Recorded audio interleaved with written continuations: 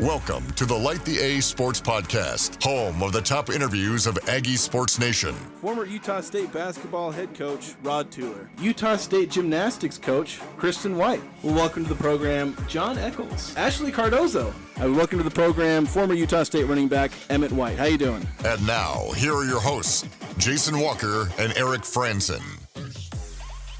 Hello, everyone. Welcome to the Light the A podcast. Jason Walker here with Eric Franson.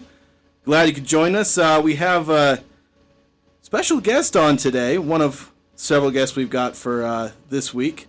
Former gymnastics All-American and first-year Utah State gymnastics coach, Kristin White. Glad you could join us. Hi, thank you so much for having me today. Coach, as Jason mentioned, let's just start with that All-American designation that you got as a gymnast yourself, competing at a very high level at Oklahoma, part of a really successful program there. You had a lot of success individually, so what was that like personally to compete at that kind of a level and then receive that kind of recognition?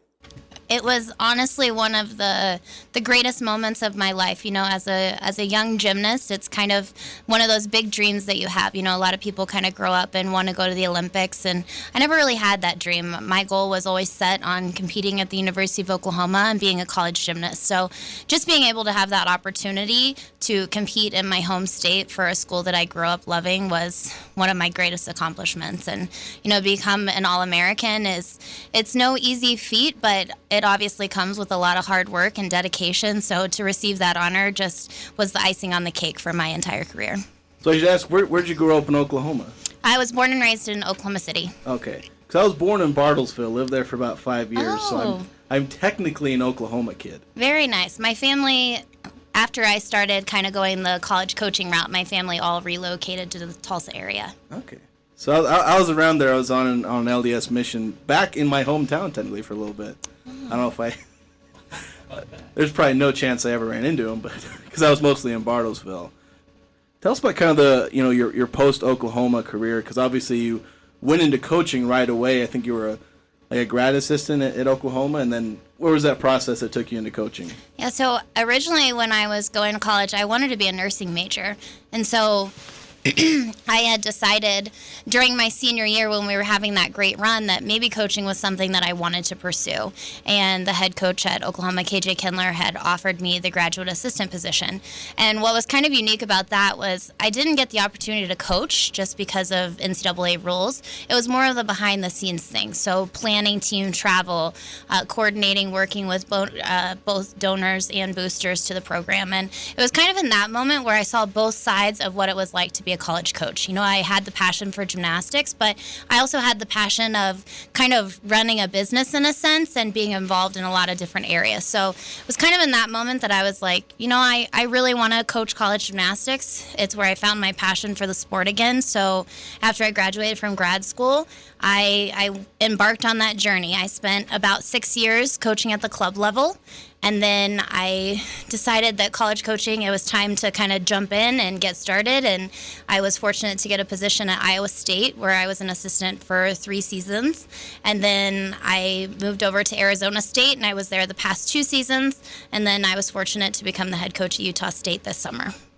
With that experience that you've accumulated, you helped coach the floor routines at Iowa State. You helped with the beams at Arizona State. What did you compete at when you were a collegiate athlete? So the 2 events that were my primary focus were balance beam and floor exercise. There you go. So with that experience, you got to see other aspects, obviously, when you were a club coach and then high-level programs, top 25 level type programs. And you have that experience that you've brought with you to Utah State, a program kind of resurging in its own way. So you've brought that experience to help continue the level of success that we're experiencing here. Yeah, no, it's been quite the journey, and you know, every university that I've worked at, I've been super fortunate to be a part of their programs and see them have great success while I was there. And you know, coming to Utah State, it's no different. The expectations are, you know, just as high as every other program that I've been at. So really looking forward to this season. I know our student athletes are very hungry to prove themselves this year, and I'm just excited to get going. I kind of want to touch on that because, you know, some of the other coaches who have taken over women's programs here at Utah State, they kind of took over them when there was a bit of a dip in the program. the soccer team here, the volleyball, and so those teams, and they've had a bit of a resurgence now, but you kind of have the opposite problem with some of those coaches where last year the team was hardly better in its program history. That was one of the best years in program history for them last year. So what's that like for you taking over at the peak of gymnastics here at Utah State? Yeah, no, I definitely think it's exciting. Over the summer, we did have some changes in some of our competitive team members, so we really had to hit the ground running on recruiting and kind of fill some of those spots that we lost from the 2022 season. But, overall, we've got some amazing young women that are very talented and, like I said, hungry to prove themselves this year. And I think that's one of the great things is having a team that had such high success last year that is hungry for more this year. And, as a coach, it just continues to motivate me and be the best that I can be for them every single day. So, I'm excited. I think the future is very bright at Utah State, and just looking forward to that first competition here in, I think, 66 days, actually.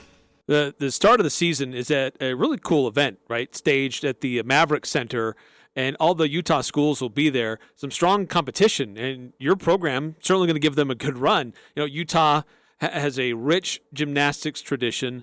BYU has good gymnasts. Southern Utah, certainly Utah State is on that level now. So that's a good meet to get things started for you. Yeah, no, it's an awesome competition, awesome venue that we get to compete in, and it's really great for gymnastics fans across the country, not just the fans that are here in Utah.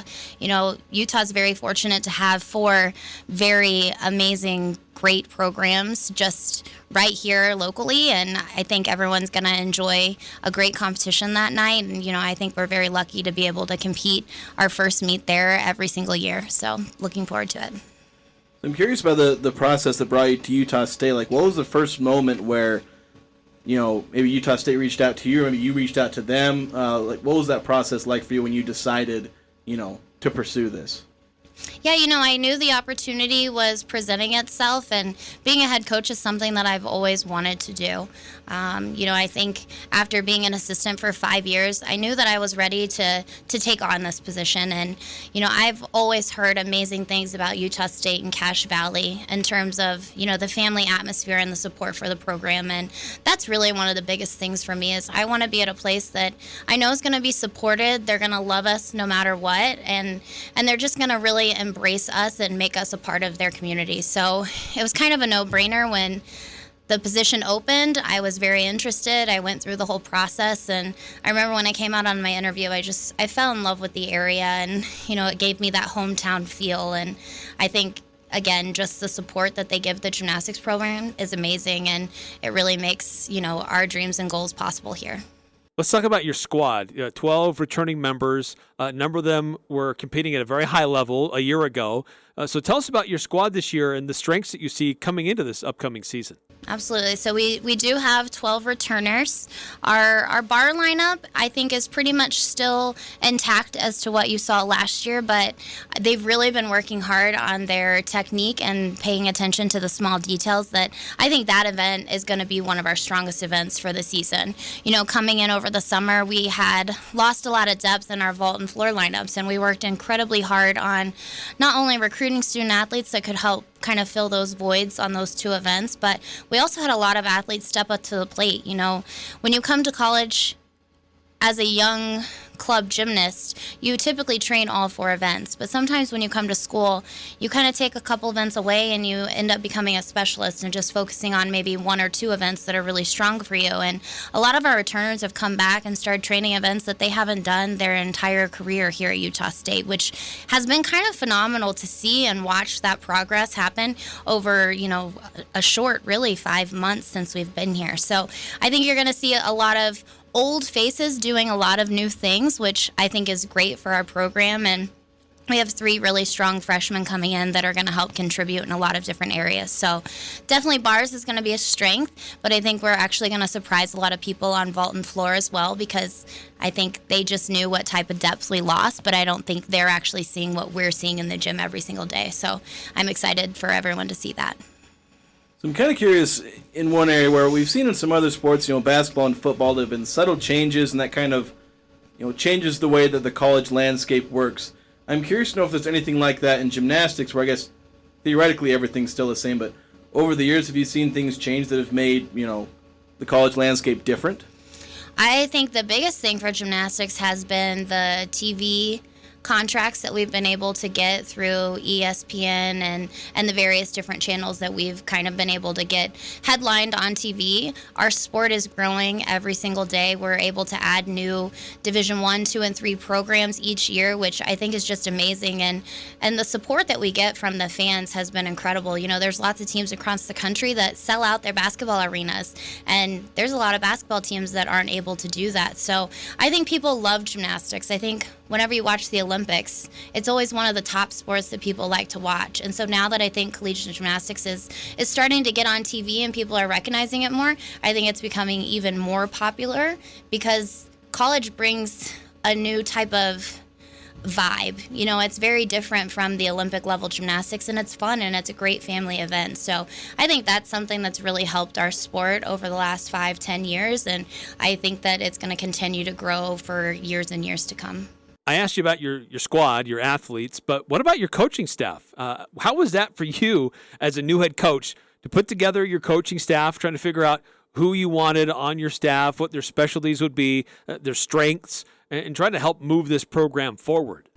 Yeah, so I think it's something that you always think about when you're an assistant coach. When I become a head coach, what's my short list of coaches that I want to bring along with me? And sometimes I think that changes and can adapt depending on, where you end up becoming a head coach and kind of what you think your strengths are for that program. So when I was fortunate to get the position, I knew right away the type of people that I wanted to hire. Rachel Slocum is our assistant coach, and she was the volunteer coach with us at Arizona State for the past 2 seasons, and she was a phenomenal student athlete. She has an incredible story.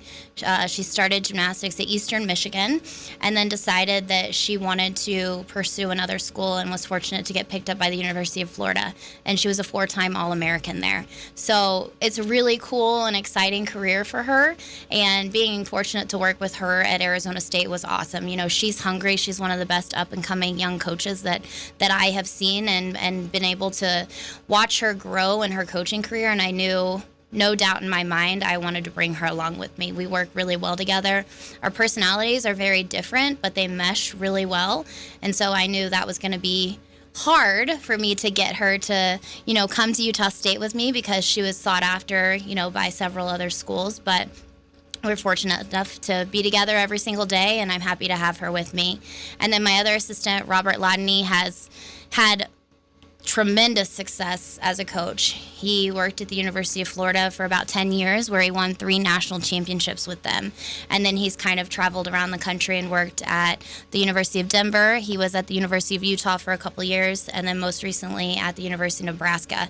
And just from a technical standpoint, he's one of the best. As a head coach, I still learn from him every single day because he has, 30 years experience in coaching, and, just because I don't know something doesn't mean that I can't learn something. And I learn things from both of my staff members every single day. And, I think that we have one of the best staffs in the country now, which we're very fortunate at Utah State to have that. And our student athletes are thriving. They are loving the coaching staff. They're loving some of the changes that we've been making. And I really think we're starting to get that family feel, which is pretty exciting and pretty awesome. And the communication has been going really well. And, I think we've got some great things going here at Utah State, and as a first-year head coach, I couldn't be more excited to have these 2 individuals working side by side with me to help our program reach our goals. Kind of want to understand a little bit more about being a head coach as far as gymnastics, because you have, again, I keep going back to other sports, but in basketball they call plays, football a coach will call plays. You're not really calling plays for your gymnasts. Like, what is the day-to-day process for you as a head coach as far as getting your gymnasts to be better and be their best selves? Yeah, so I think at the end of the day, the head coach will always have that final decision on maybe who competes on what event, but really those lineup situations are done by the coaches that coach those events. So right now we have Rachel Slocum. She's coaching solely on vault, but she's also assisting me on floor exercise because I'm coaching balance beam as well. And Robert is coaching bars for us, but he's also our main spotter. So we do kind of see him a lot on vault and floor as well, kind of catching some of our athletes. So at the end of the day, those coaches are the ones that make the decisions because they're working with the athletes every day. You know, they know who's been putting in the work, who's ready to step up to the challenge, and it's really up to them to come up with the best lineup. And at the end of the day, I'm going to support them because they're here for a reason. They know what they're doing, and I trust them. So that preparation really comes from the event coaches that they work with. And, you know, I think as a head coach, the most important thing is communication and great chemistry. You know, if our team is bonding really well and they love each other and they're having fun in the gym, that's when we're going to get our best gymnastics. So that's really been our main focus for the past 5 months, is just creating a great culture of hard work and competitiveness and understanding that we all have the same goals and same passion for this sport, and we've got to learn to work together to reach those big goals that we do have. Last question for me. You know, for some sports, you're trying to beat a clock or score more points than your opponent. And there are some elements of that with gymnastics where there are points, but it's as much art as it is science. So how do you work through that as you're coaching your team through their different events? Because there's a subjective matter that comes with this sport and how it's judged and how it's scored, because it can be different sometimes. Yeah, I mean, I think that's something that we talk about every single day. You know, when we compare ourselves to other sports, we can't really do that. You know, sometimes I wish if you stuck a dismount, you got 2 points, and that's how you got your points on the board. But we don't work that way. You know, it is a very subjective sport, and we have judges that judge us. And so the thing I tell our athletes all the time is control what you can control. You could have the best meet in the world, but the outcome may not be the score that you thought it was going to be. Or you could have a meet that was, you know, very subpar, but it ended up being an incredible score for you. So sometimes you can get a little frustrated in your performance because it is so subjective. So we try to tell them, control what you can control. Don't focus on the scores. Focus on what you can do to be a better gymnast. That's your execution, your details, paying attention to the small little things that matter, performing, having fun. Those are the things that we like to focus on. And, you know, scores will come, and we just deal with that, but really focusing on our performance is the number one goal.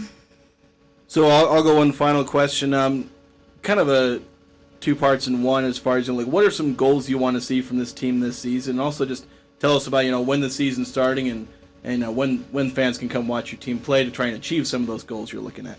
Absolutely. So, you know, I think first and foremost, the goal is having great chemistry and staying healthy. You know, like I said, we have a lot of athletes that are contributing a lot more than they've ever been. So we're being very smart with how we're training right now so that we can, you know, get through the season safe and healthy and give our best performance. And then certainly, you know, we want to run at that conference championship again. You know, it's a big goal because we lost a lot of depth this past season, but our student athletes, they're not afraid. They're working hard. They have that same goal this year. So I'm excited to kind of see them start building from the first competition all the way until the end of our season. And you know, definitely making NCAA regionals and trying to continue to advance through that so that one day we can set ourselves up to be at the national championships. You know, our staff has all worked at some amazing programs, and those are our goals, and we know what it takes to get there. And I think that we have the student athletes that are hungry for that success. So